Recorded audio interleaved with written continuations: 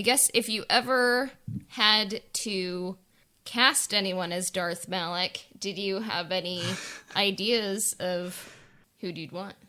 I've mentally fan casted 2 people, and that is Revan and Bastila. They're the only 2 where I'm like, these 2 actors should play these 2 characters. As for Malak, everybody, I think the general consensus is that people want Mark Strong to play him. Yeah. If you know who he is. But the problem with Mark Strong is he looks the part, he sounds the part, but I think he's too old. Yeah. Whereas, so in my opinion, there's only one Revan that should ever play the character, and that's Ben Barnes. Thank you. I was expecting a Keanu Reeves there. No, Keanu, I constantly see people say about Keanu Reeves, but listen, I love Keanu. He's one of the actors I grew up with. I love him to bits, but he's not Revan. He's not a very charismatic sort of personality. Yeah. Whereas I think Ben Barnes could pull that off. As for Bastila, I forget her name. I think it's Naomi Scott. I think she played Jasmine. Jasmine in Aladdin, yes. Oh, okay. I think she has the perfect voice. I think she's the right age against Ben Barnes.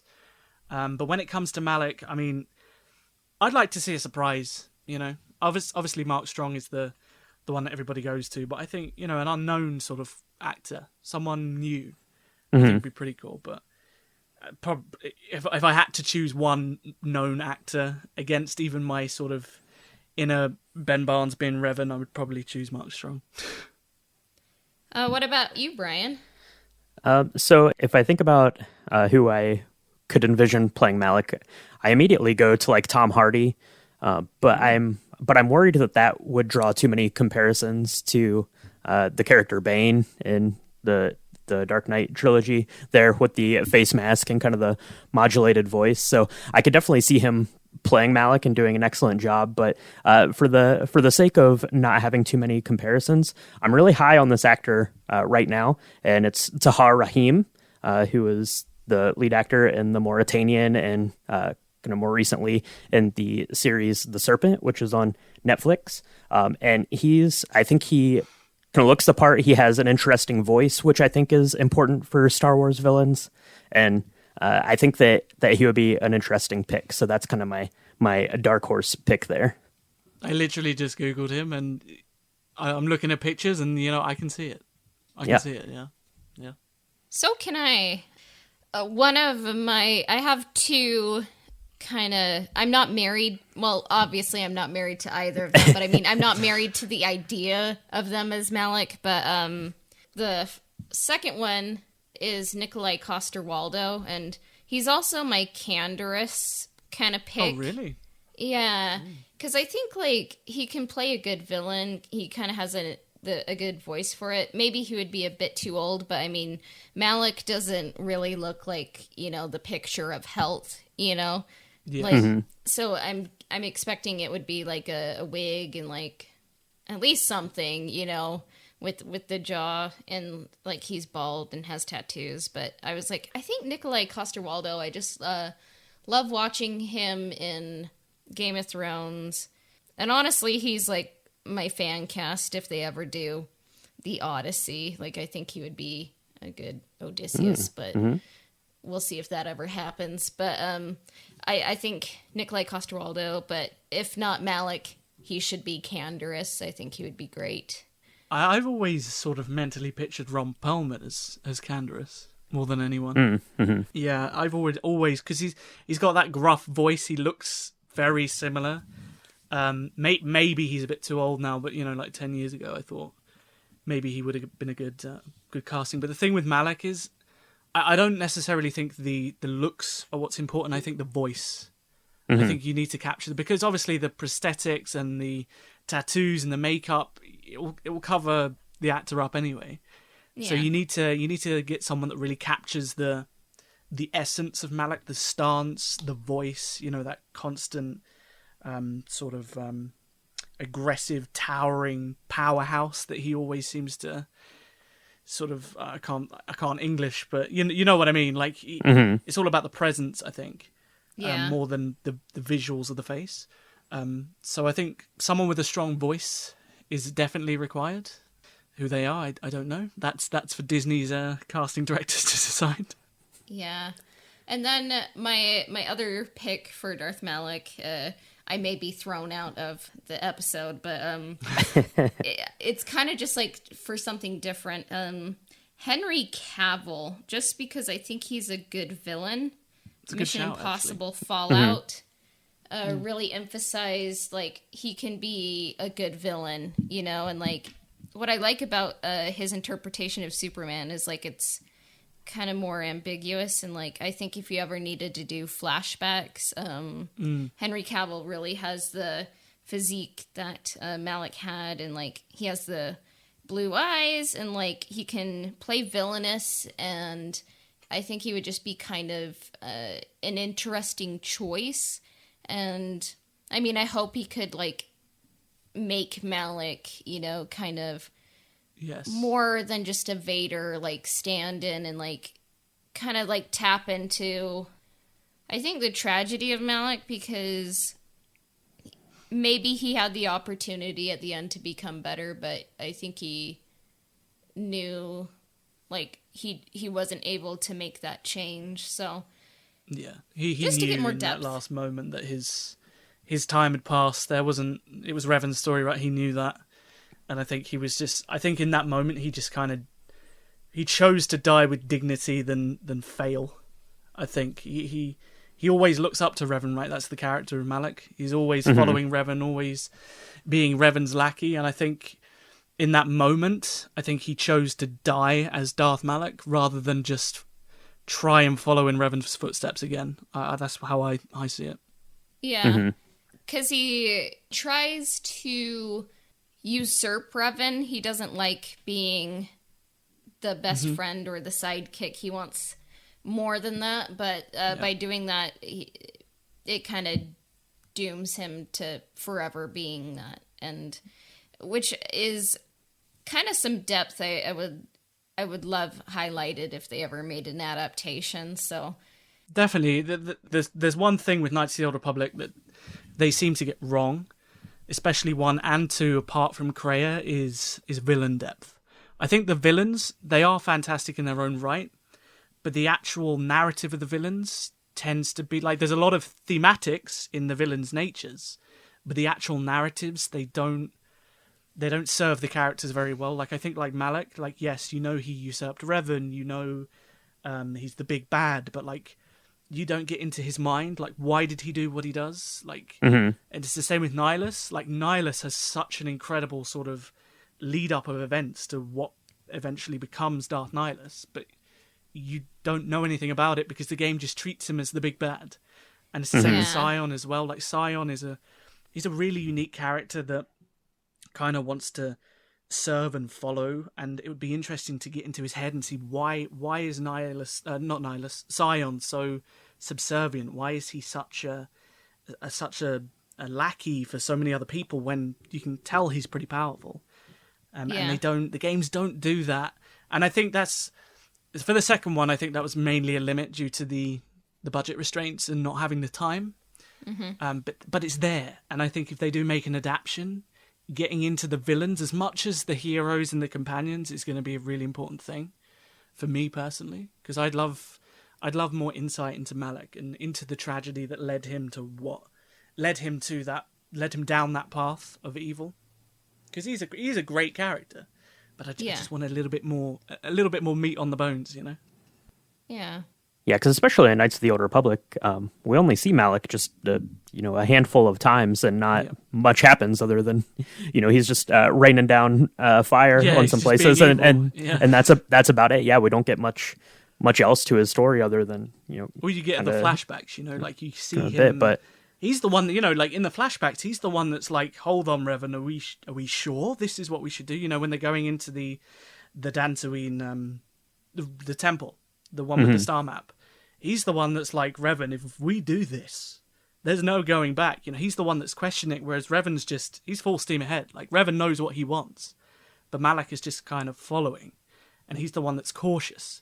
But it kind of reverses the more they go down the dark side, and Malak becomes the one that's just full steam ahead and violent, whereas Revan becomes the one that's a bit more cautious and a bit more thoughtful. So it's an interesting kind of dynamic in reverse as they switch their allegiances. Yeah. I mean, I read Skywalker, A Family at War by Kristen Baver, and... Is that canon? I don't know what it is, but I've heard so much about it. I don't know if it's canon. I would love to know if it's supposed to be an in-universe biography. Yeah. I think that's how they were treating it. I think they were treating it as like a canon biography of this family. Yeah. I mean, if we were a high-profile book podcast, we would have her on, but and I would ask her and figure that out. But I would kind of love a book for Knights of the Old Republic like that book, because it really gets into the psychology of like each of the characters, and I'm like, oh man, I understand a bit more of like the subtext and like the psychology of where all these characters are. And like, for example, it points out that Anakin had no time to grieve the loss of his mother and like come to terms with like what he'd done to the Tusken Raiders, because like the Clone Wars like literally started that day he got married, you know. And it's like, oh wow, now I can kind of see like Jedis like, you know, need therapy, you know, and they don't get that. They commit more crimes. So, and like I would just love that for Knights of the Old Republic. I mean, like running this podcast, like I think we're recording, like we're releasing our 75th episode. Awesome. Today. And nice. So like I feel like I kind of understand these characters maybe a little bit more than the average, like, you know, yeah, that's like me with my person. channel. Yeah. I spend so much time just researching and listening to different people's perspectives and reading different people's perspectives that you just kind of, you feel like you have just a little bit more than the odd fan who plays it every now and then. But yeah, obviously I don't want to say like, oh, I'm the biggest Knights of the Old Republic fan, but when you're constantly immersed, when you're immersed in it, I think you appreciate it a little bit more. Yeah. I'm definitely not the number one KOTOR. I'd love to know who is expert in the world. We'll have to figure that out. Get him on. Like, see what maybe he has it's to you. say. I don't know. Maybe. But yeah. I just want to add a point to your thing about the book. Have you both read the Revan novel? Mm-hmm. Parts of it. I'm trying to get all the way through and talk about it. Are you struggling with it, or is it just like you don't have time? It's more like I kind of wanted KOTOR 3, and then I got the Revan novel. So I'm working on like coming around. The thing with the Revan novel, I think it kind of encapsulates what you want, where it gets into the psyche of characters. Everybody, like, I think I have this kind of... I think people have this perception that I hate the Old Republic, the MMO, and the novel, and everything that leads up to it. With the Revan novel, it really does expand on Revan as a character. It really does get into his head and get into his perspective on things after Knights of the Old Republic 1. The only problem with it, as I've said in many of my videos, is Mitra. The book just it ruins KOTOR 2. It ruins everything that is established by the second game, and especially for the Jedi Exile. And I mean, personally, I find the Jedi Exile to be a more interesting character than Revan. But if you are looking for a book that does go into the psyches of characters, it does do a good job. Like, it's not a bad... I can't sit here and say it's a bad book. You know, it's not poorly written. There's a lot of interesting things in it. There's interesting characters. I mean, Scourge in the book is very interesting. Revan is interesting. It's just really tough to get through because of what it... If you're a big fan of KOTOR 2, it's tough to get through because of what it does to that story. But if anybody's, you know, listening and they do want a KOTOR book... I would recommend Revan. I would recommend it. Yeah. We're making an effort to kind of review more Star Wars books, especially with the Path of Destruction re-release. I believe it's by the same author of the Revan book, Drew Karpyshyn. Yeah, it is. I actually, now you mentioned that, I need to contact Del Rey about getting a copy of that. It's a re-release, isn't it? Like a completely brand new copy and everything. Yeah, it has a nice cover. Yeah, it's a beautiful cover. I Legend need to contact banner, them. so. Yeah, it's great. I'm not a big reader. I'm a sort of person that needs something visual to be mentally stimulated. Otherwise, my brain just goes off. So it really takes a good book for me to become engrossed. Like, I don't have a bad imagination. I have a lack of attention, if that makes sense. Yeah. I understand that. Yeah, but I've been trying to get through, like, the canon books. I've been trying to get through. I got through Inferno Squad. I've read the first High Republic novel, The Light of the Jedi. I read that, and I've got the sequel. It's actually right here. It's currently not released. What is it called? The Rising Storm. The Rising Storm, Cavan yeah. Scott, right? Yeah, Cavan Scott. I need to read through that. Yeah. One day, maybe this podcast will be a destination for, book reviews and author interviews. We can only hope, Yeah. But, You never know where it leads you, right? but I do have to mention, by the time this episode is released, we'll probably have this edit up, but I'm working with a graphic designer to create an edit of Ben Barnes in the lightsaber cave on Dantooine, and he has some pretty cool ideas, and I'm just trying to convince the world. Basically, if you've been listening to this podcast, like, I'm kind of like maybe the church of anti-Keanu Reeves, I am with you. Ezra I'm the same. I am the same. Ben Barnes all the way. And, like, if you're gonna go with, like, the mullet guy as the face of Revan, I would say, like, Ben Barnes is right there, and he's right, and he's ready. The thing with Ben Barnes is that he has that. He's an older actor, right? He's like in his mid-30s or early 40s, but he has a youthfulness about him. Yeah. He has that kind of, like, obviously in the game, Revan's, he's, what is he, 30s, early 38, 30s? yeah. Yeah, I never imagined him as, like, an older man. I always imagined him having, like, a youthful presence. I always get reminded by Lelouch v. Britannia in an anime called Code Geass, like a young... That's my biggest problem with KOTOR, is that they made Revan old, whereas I always thought he was like a rebellious upstart and a younger person.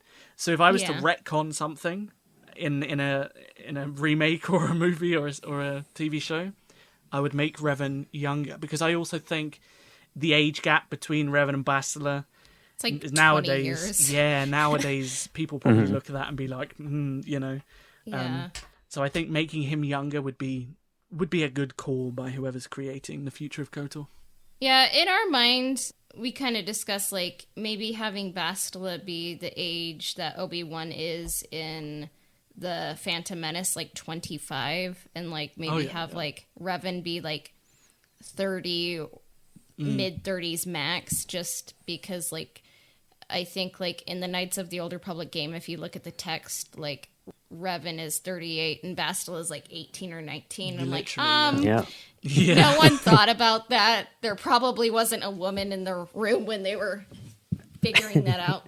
But saying that, I think having Bastila that young sort of plays on the on the kind of she pretends to be Obi-Wan, right? Like, that's the beauty of Bastila. She pretends to be this wise, experienced Jedi, when in reality she's just a young girl, and she's constantly struggling with her identity and who she wants to be. And then this man comes in and completely changes everything. Like, he makes her question.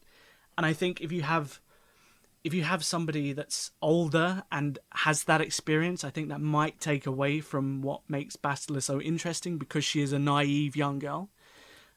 So I personally would keep Bastila like 18, 19 years old, and have Revan like in his mid-20s. Yeah. That would be my opinion. I guess I can also see that Bastila is kind of held back by the council. Like, their parenting, quote, quote, like, on Dantooine is really bad.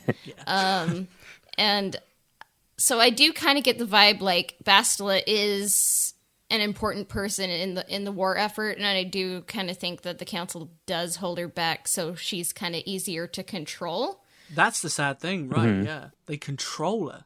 So I think maybe if it's somewhere in between the middle, you know, like maybe between like 2025, like I could just like, I guess I was just kind of seeing the like, because like Obi-Wan, like, you know, is still like in the Phantom Menace, like kind of a little immature, you know, but just like for her to really feel held back, like maybe have her be a bit older. That does make sense, yeah. So that's where I was coming from. I don't want to go on a tangent because I know we have like an outline, but the Jedi. I have this every time I stream. I swear I have to have this discussion about how diabolical the Jedi actually are. They like the quote in The Last Jedi where Luke says the Jedi are romanticized. You know, it's so true because the Jedi, they're just, I'd say they're just as evil as the Sith in a way. In what they do to children, the way they indoctrinize children into not feeling and having emotion, and then the kind of the arrogance of them to think that they are so unbelievably higher than everybody else.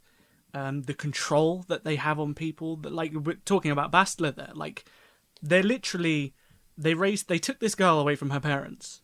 They then recognize that she has this super special ability, and then they basically have a leash on her, and they're completely controlling everything she does, but they're coddling her and saying how special she is and how important she is, but also completely chaining her to them. And I think it's an important discussion to have, that the Jedi aren't this beautiful aspirational order that we, you know, when we grow up you always want to be a Jedi, but I think you need to really look at the Jedi, because I don't think they're the good guys in the way that Star Wars tries to portray them as.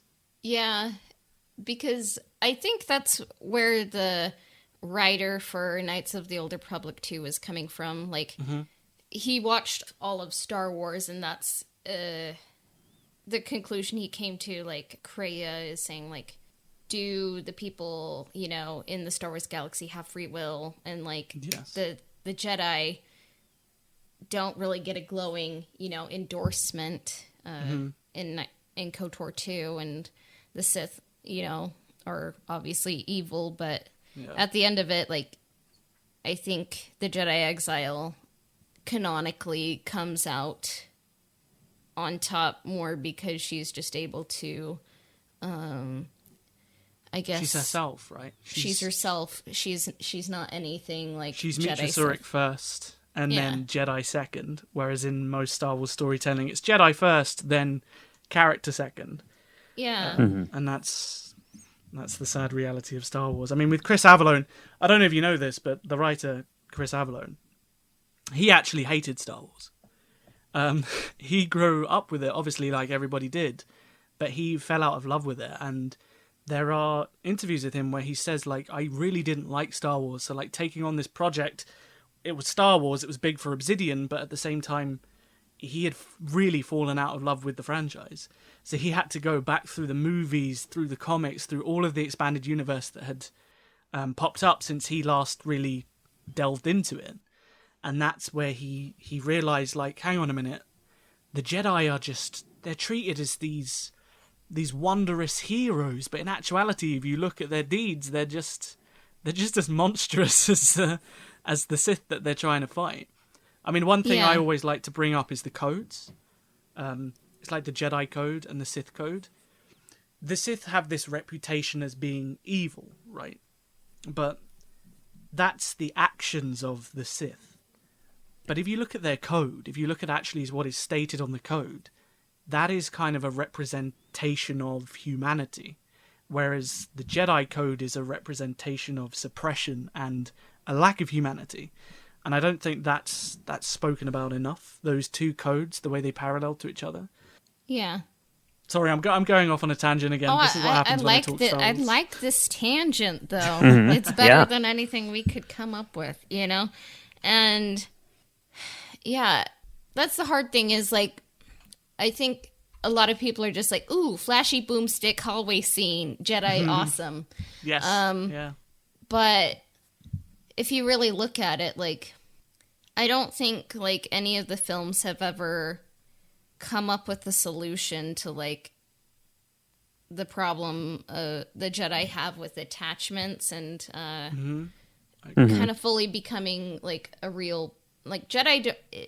It's hard because they don't really ever, you don't really see them have families and like be healthy and like truly be human and help out the galaxy, you know, and they take taught children. Not to, you know, they're taught not to be human, which is the weird thing about Jedi is that it's what Anakin says in the Opera House is very true. You know, he says that Jedi are taught to be selfless, but they're not taught to be human. They're not taught to be themselves. They're taught to follow a doctrine which claims that they're selfless, you know.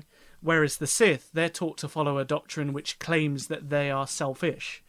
But if you actually read those codes, they are neither. The Sith code isn't about selfishness. It's just about having the strength of... It's kind of what Kreia talks about, having that strength within oneself, having passion, you know, succeeding. That's kind of what the Sith code teaches. The Jedi code, on the other hand, teaches, you know, there is no emotion. That one line in the Jedi code is completely... It's the antithesis of humanity. Every one of us is some of our emotions, you know. And that one line, the very first line of the Jedi code says there is no emotion. So which is insane. Exactly. and then they wonder, they go, oh, why is everybody turning to the dark side? It's like, well, if you repress an emotional being's ability to express their emotion, and then all of a sudden they start finding out that they can express their emotion, they're not going to be able to understand how to control that. Definitely. So the one thing with the Jedi for me is why don't they teach control, teach restraint, which is what the Sith don't do, right? They don't teach control or restraint. They just say, go for it. But if the Jedi took their code and they taught that there is emotion, but there is peace, rather than there is no emotion, there is peace, I think you have what could be leading into a better ideology with the Jedi. But they're just so arrogant and so dogmatic, like Palpatine says, that they wouldn't question it. They wouldn't question their own ideals. And when Jedi do question it, they're often exiled and treated like crazy people. I mean, look at if you play the Old Republic. Do you know who Satil Shan is? Yes. Her mother does that exact thing. She takes the Jedi code, she brings it to the council, and she's like, listen, I fell in love, and I think we should take a look at this code and realise that maybe it isn't perfect, and we should question whether love should be allowed in the Jedi Order. And what's the first thing they do? They don't go, yeah, let's have a discussion. They exile. Boom, you're out. Yeah. So it's the same thing with the Jedi. Yeah. The Shan clan, like, they love their attachments, you know. So the Shan clan should be, you know, I hope it's a saying because it rhymes, you know. So yeah, I mean, how often do we hear Skywalker family? And it's like, we need the Shan clan. So the Shan clan. Yeah. I think that's one of the interesting aspects of this kind of High Republic, you know, these novels, is that it's kind of digging into, you know, that sort of thing. And we're seeing it now from kind of an outside view that these cracks are here. And that's, you know, kind of what's leading into this ultimate downfall. So I think that that's pretty interesting. I definitely think the dyad thing in Rise of Skywalker, like, I'm going to be perfectly honest, I despise The Rise of Skywalker with all of my heart. I think it's one of the worst. I think it's quite possibly the worst piece of Star Wars media that's ever been created, ever. And that's saying something when there is some awful stuff in Star Wars Legends. But I think what they were trying to do with the dyad, you know, where Palpatine's like, a dyad that hasn't been seen in millennia. Yeah. My first thought was Revan and Bastila. Me too. Yeah. And I was like, they're throwing in these teasers that, you know, the Revan Legion and there's the Sith Crusader pendant. Like, there's all these little teasers. If you read the Light of the Jedi, the High Republic, there's also teasers in that about the which war was it? I think it was the Exar Kun War. Yeah. Yeah, they teased that. The new Sith Wars, the stuff with that just predates Bane and stuff like that, they brought that into canon through the books too. So they're dangling the carrot, but they're not letting us have a snap at it. They're building the bridge backwards, and yes, It's funny because I see a lot of people that are like, "Oh, why are they doing the High Republic and they're not doing the Old Republic?" And I'm like, if you read it, they're building the bridge, and like there was even a reference to like Surek's blade, and it's like, what other Surek is there, And then the writer said that it pretty much is a direct reference to Mitra Surek. Yeah. But I don't like the obviously Star Wars YouTube is it's a wretched hive of scum and villainy, let's say. And there is so much hate for the High Republic. So much hate. And most of this hatred comes from nothing. It's just nonsense. Yeah. But a lot of what I see is comparisons. Like, why is the High Republic replacing the Old Republic? But it's like, they're two different things, They're completely different. Yet people have this kind of conception that conception, is that the right word? I don't know. My English is falling away. They have this conception that the High Republic is what the Old Republic is in the Disney canon, but it's like it's more like a middleman between what comes before and what comes after. And I think if you like the Old Republic, I think you would like the High Republic, because there's so much references to the Sith and the wars and how the Jedi have learned from their failures, even though they don't. But like it's interesting. I think if you are a fan of the Old Republic, I think giving the High Republic, especially the first book, just give it a try. I think you'll be surprised. When they first started talking about the High Republic era, I immediately thought that makes sense, because the Old Republic is too far in the past and they need to have some sort of bridge to make it relatable to what's going on now. So, yeah, definitely. And it's kind of like saying, because the Renaissance happened, the Middle Ages couldn't have happened. Yeah, kind of. History builds on itself, and just give the High Republic a try. Like, the Old Republic isn't going anywhere. If anything, it's still here. More stuff is accumulating in the new canon. Up, yeah. So, I mean, I kind of walked out of Rise of Skywalker liking it, probably just because of the line that it's like dyad unseen for generations. And I'm like, well, I'm just taking that. It's Revenant Bastila, so that makes it canon. So, yeah. There were there's like two things in the Rise of Skywalker I like, and that's as a Star Wars fan, seeing Rey shoot lightning, blow up the ship with lightning. I loved that bit, and the bit where Kylo and Rey are pulling the ship between them. I thought that was pretty cool, and obviously all the prequel memes. I mean, I'm a memer. You've seen my Instagram, but those are the only two things. The rest of it, I remember my friends looking at. I was almost crying because of how much I hated the film. And I remember coming out, I was with my 3 friends, we were all watching it at midnight, and they were looking at me like I was like blue, like I felt sick after watching that film, and they were like worried about me because of how badly it affected me. And I'll never not remember how that movie made me feel. It was horrible. Yeah. Do you know what else was blue? The filters on Exegol. Oh, God. Why didn't they just use Korriban? I don't get why they need it. Like, have you seen the concept art of Exegol where it has that orange tint like Korriban? It looks so much better. Huh. It really does. I'll have to check that out. Like, I think we just didn't really spend enough time on Exegol, and like it. Not that I need everything explained, but I'm like, is that a chorus back there? Like, why are they there? Like, an audience, yeah. And I'm just like, okay. It was just too much in one tiny little. Like, that's my worry with KOTOR, right? Like, they just tried to throw so much story into this tiny condensed little space, and it just did not work. Like, if you had made maybe 2 parts of the Rise of Skywalker, then maybe you can stretch it out and make it work. But there was just so much jam packed. It was like whiplash, and it's just Exegol as a planet doesn't make sense to me either. Like, there's that whole theory about how Vader's been on Exegol and he knew that Sidious was making this army, yet he never considered maybe telling Luke that there's a new empire being built on this Sith world. Okay. Yeah. Fine. I guess he had faith it would work itself out, so. That's right. Trust in the Force. I would say the Force definitely was not with JJ, though.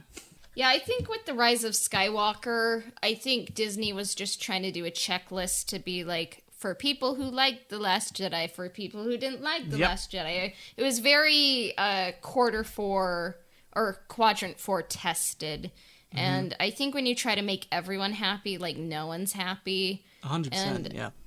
I think they just should have just made decisions and stuck with them and not just tried to make everyone happy, It's like... Yeah, that's my problem with Disney, is that everything they make is a reaction to what fans respond with. Like I said, when Force Awakens came out, it was too similar. It was too much like A New Hope, so...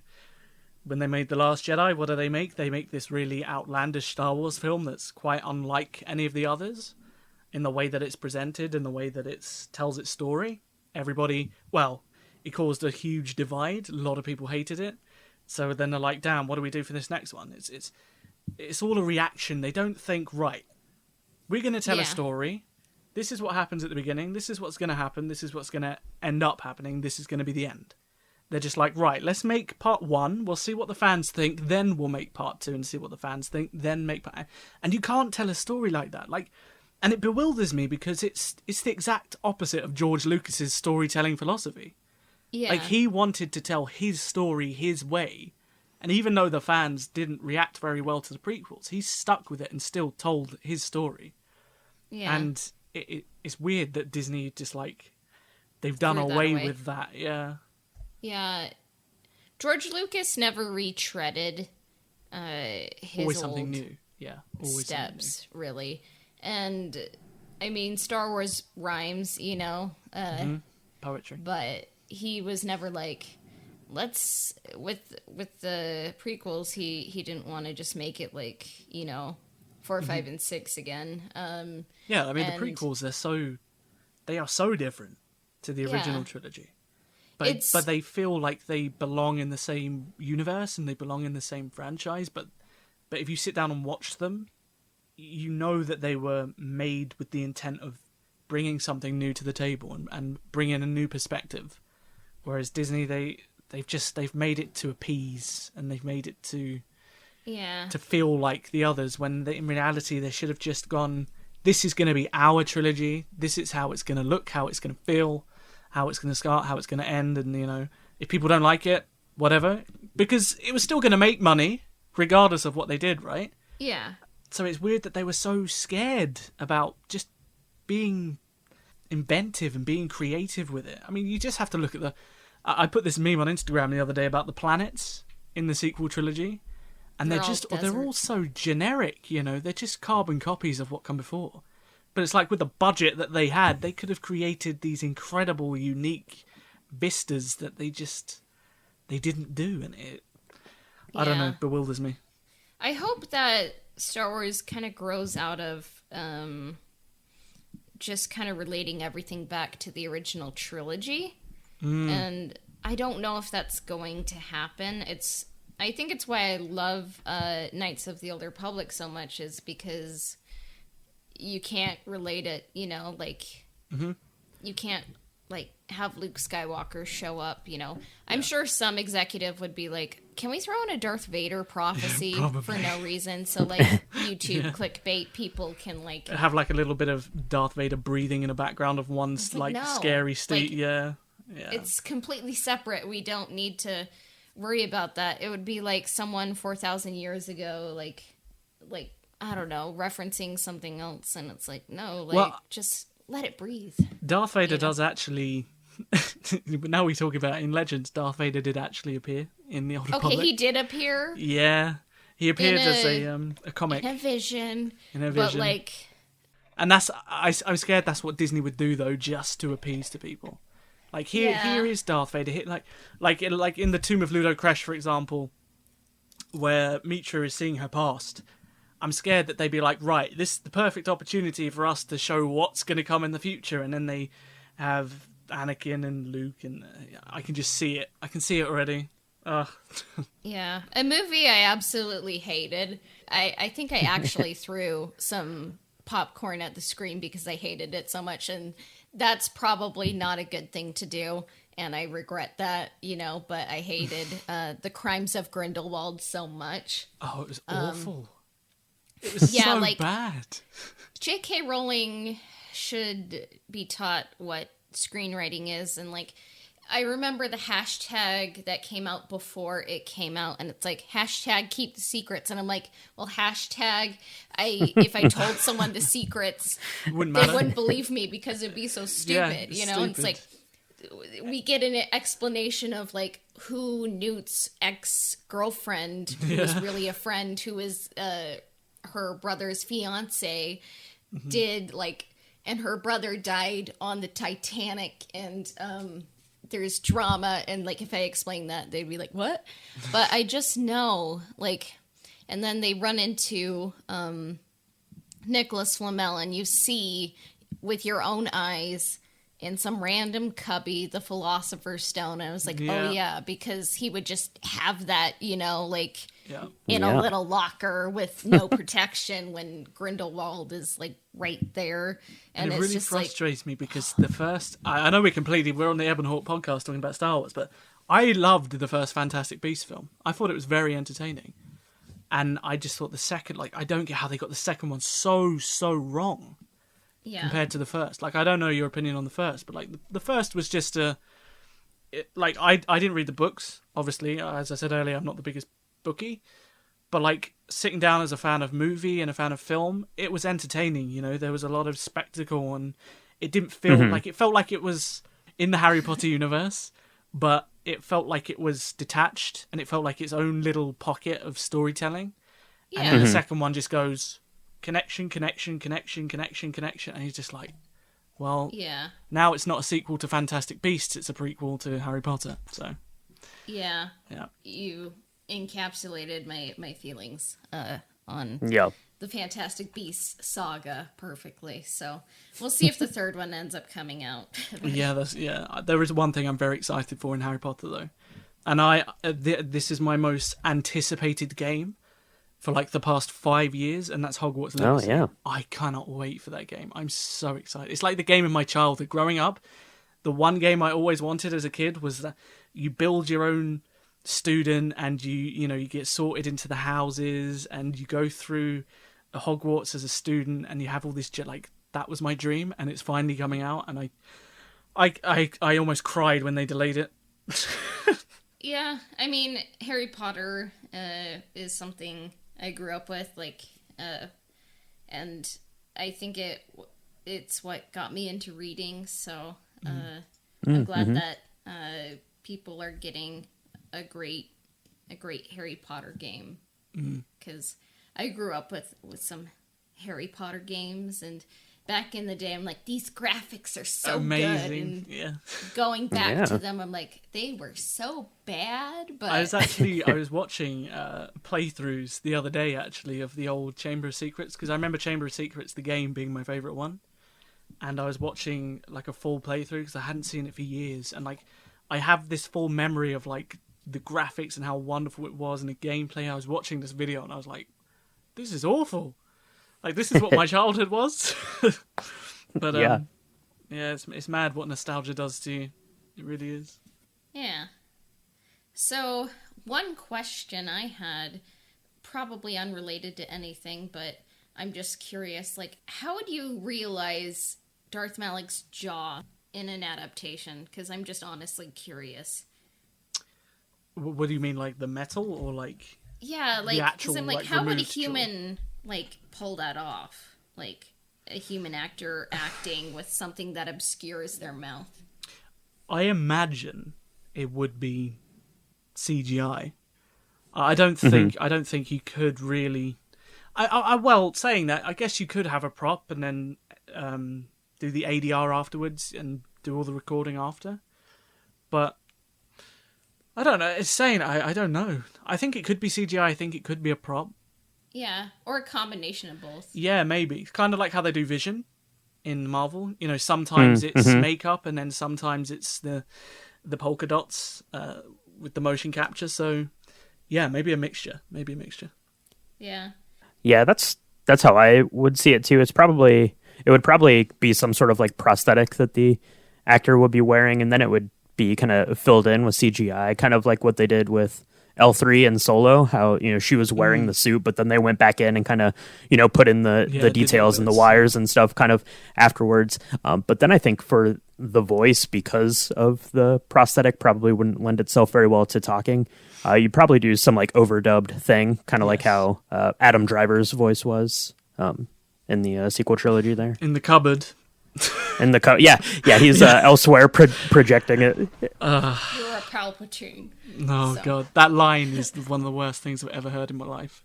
I literally, when I was watching that, it made me cringe. Like, the delivery, everything about it just felt so forced and, like, unnatural. That whole scene, like, it was a very pretty scene. Like, visually, it was great, but, like, the whole, like, Rey, you're a Palpatine. It's like, what? You couldn't have done that any better? Ugh.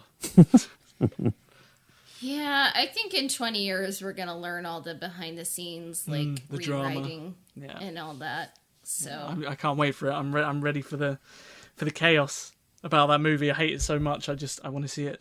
I want to see it all revealed. Yeah. But I do like the XM Studios interpretation of Malak, and they strip down like Malak's jaw, so it's kind of like a mechanical neck, you know, like it's kind of supported. Is this the model? The statuette model, yeah.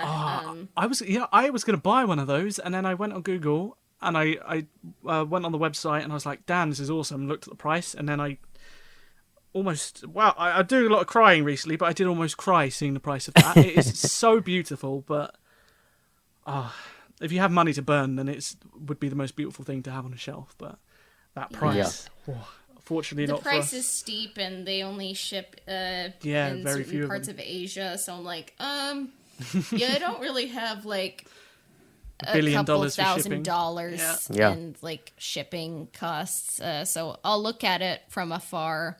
But I was like, this interpretation of Malak they have, I just like how they pulled off the. I don't remember seeing that. I'll have to go back and look at it.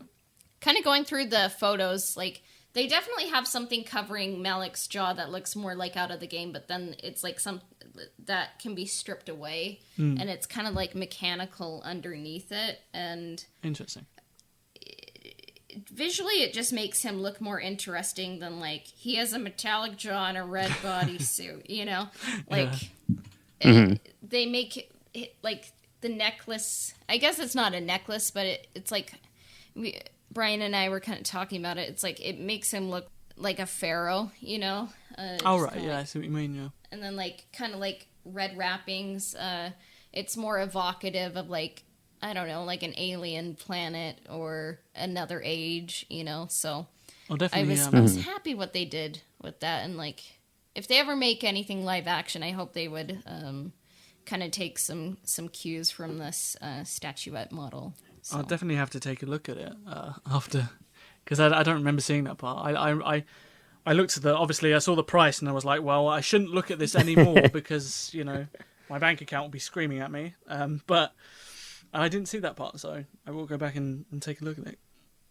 Yeah. And anyone listening, you can look. Cassia posted on the Instagram, which is at Ebon Hawk Podcast. She has a kind of a zoomed in picture on there, so just kind of scroll back through the feed there, and you can see a picture of it there. And you can find us on Instagram at Ebon Hawk Podcast. And if you want to connect with me, I can be found on Instagram at astro_droid_.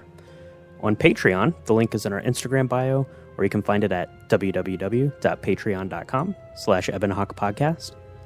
The Ebon Hawk can be found on Spotify, Apple Podcasts, Google Podcasts, as well as everywhere else that Anchor podcasts are distributed. Subscriptions, reviews, and shares help us out. Our intro and outro themes were composed by Alistair Shorerman at alistairsounds.wixsite.com/Alistair Sounds. Our transition music was composed by Christian Walker at christianwalkermusic.com. This episode of the Ebon Hawk podcast has been brought to you by Nikki Dog from Patreon. May the Force be with you. We will be back soon. Bye for now.